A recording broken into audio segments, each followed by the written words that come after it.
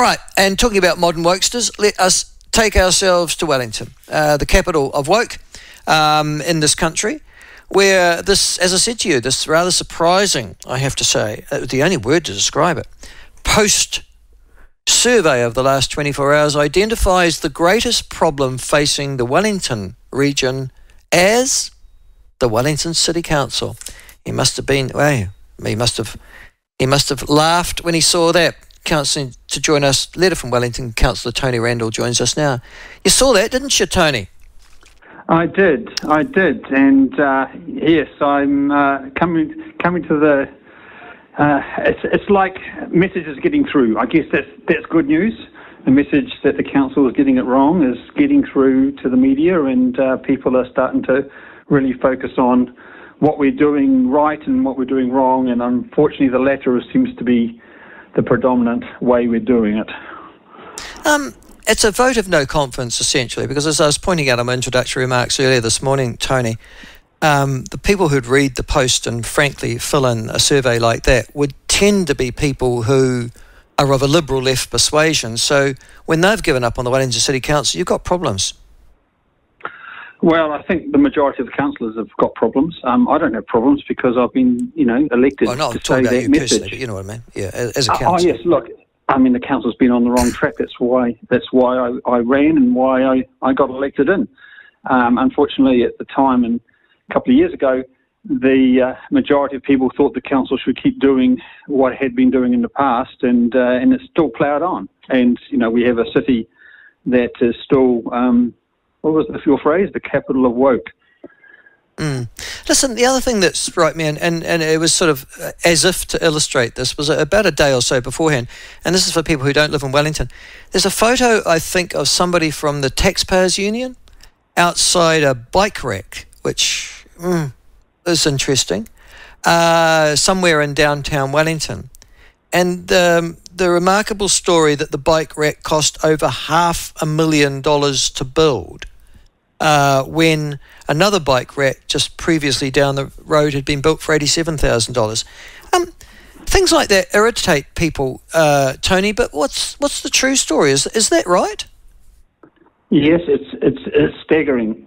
I mean, a normal decent bike rack might cost $10,000 to $20,000. Like with a bit of cover and places to lock up and keep the bikes protected. And then it came out that on Oriental Parade, they built a bike rack with $87,000, and people looked at that and said, what? And it's almost like someone else in the council said, you think that's bad, you hold my beer. And literally just round the corner from the council head office, there is this custom-built flash bike rack with holds 24 bikes. It's lit. It's got its own security camera, to protect the bikes. It's got power. They shifted to curbside to fit it in. And when you add all that up, $550,000. It's just staggering. And this is from a council that says we've actually already cut the budget to the bone. Well, if you think this is what cutting to the bone looks like, then I'm afraid you haven't done the job. Yes, that would be annoying. Listen, the other thing that came out of that particular survey, apart from over a third of all correspondents or respondents suggesting that the biggest problem at the Wellington City of Wellington is the Wellington City Council itself, so its own leadership, was, I think, public sector cuts. I think about 1 in 5 mentioned those as being the biggest problem. Have you noticed actually, in real terms, because although there's media talk about them, have you actually noticed really any diminution of activity as a consequence, Tony? Oh, absolutely, and it's seen in the retail. It's seen in the eating. We've had multiple businesses closed down in the last week. Pandora, which was a chain of 3 bakery cum cafe places, really nice. Place to go, closed down, and 11 staff lost their jobs. And it's, because people have to be careful, and even... but is that a cost of living thing, or is that a public sector, I've lost my job thing? It's a combination. I think people are being much more careful with their money now because they don't know if they've still got a job in a wee while. and so they're not going out and having that coffee that they did every morning. They're not coming into town, and you know, the CBD is suffering, but I think the whole region is suffering, and certainly there's multiple people who have literally lost their jobs, and I know one guy who you know, one of my best friends has lost his job because of these restructurings, and these restructurings are very brutal in the sense that it's not just, you know, people losing their jobs, but it's also a blanket stop hiring. So if you've lost your job, you also haven't got another job to go to because no departments are hiring.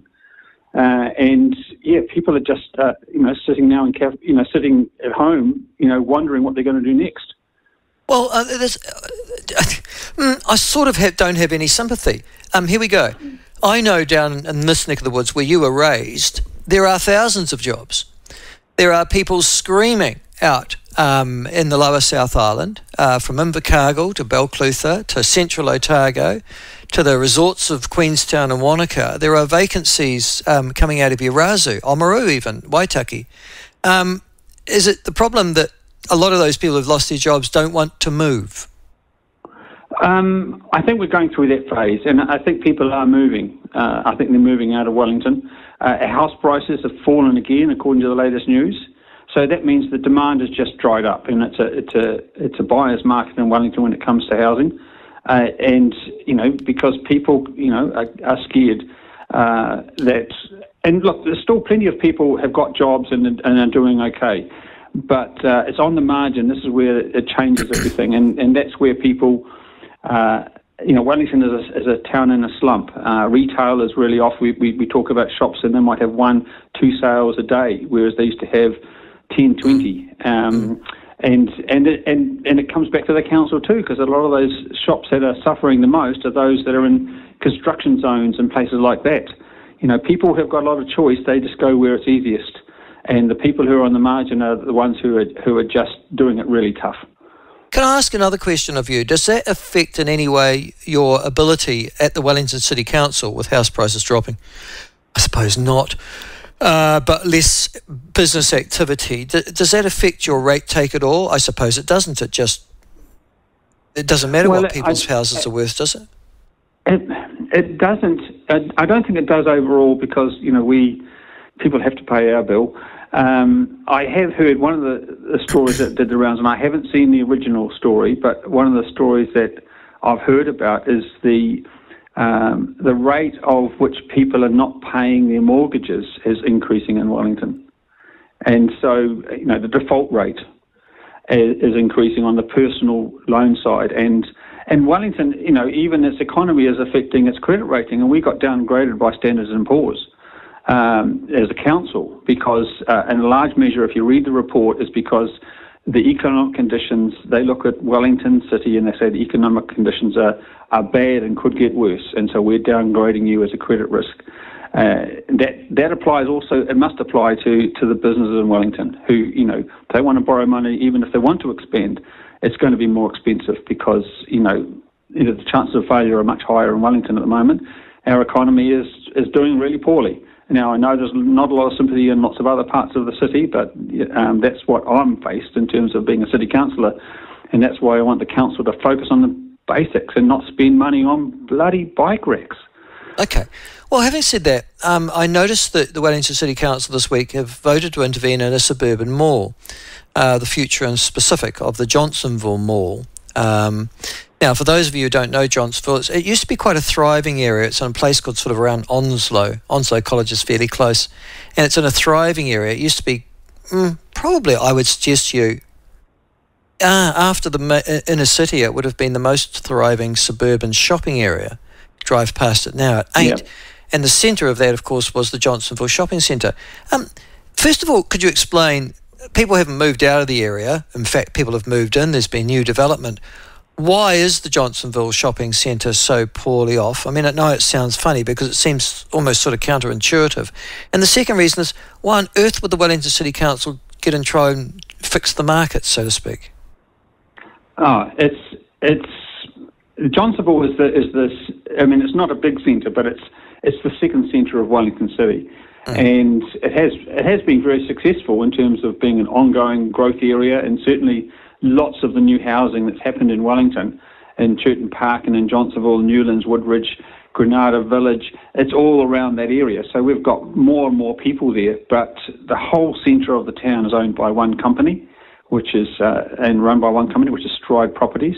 They own about 90% of all the land in the centre, and they haven't seen it doesn't tick their investment criteria for investing, so they've just let it sit there, and they've essentially been milking it for profit.